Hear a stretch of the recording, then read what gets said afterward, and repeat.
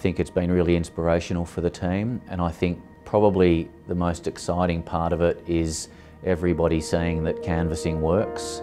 This is a canvassing story. It's the best canvassing story I've seen. It's just about discipline, and it's just about, you know, Scott really showed how, and he's very good at that, staying in contact with the owners and just being relentless, not being too pushy, being relentless and just being there, and that next call that you make may well be the $100 million sale.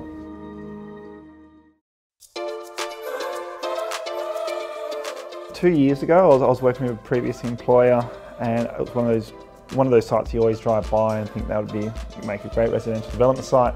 Keep thinking about it, and it's just always in the back of your mind. And it was just one of those days I had a bit of downtime, decided to track down the owner. He told us at the time that he'd had an offer on it at $65 million, which he wasn't going to accept and he wasn't going to sell. And I said, that's great, I'll just keep in contact.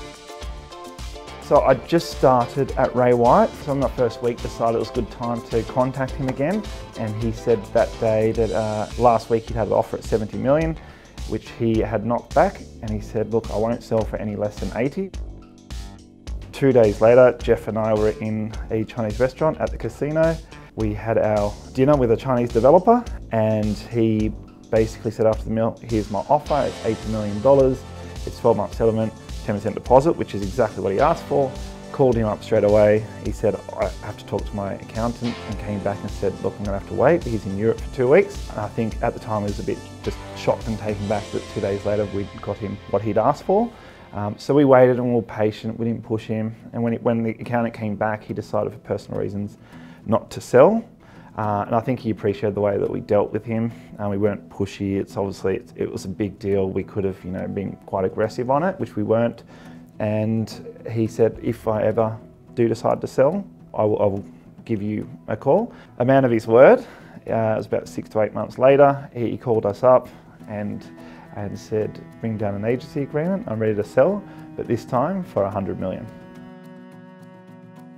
In the case of Surry Hills, we see the story where an opportunistic buyer made an approach through Scott to buy the asset at what was considered at the time a great price, but the owner was just unsure whether that really was the best the market could deliver.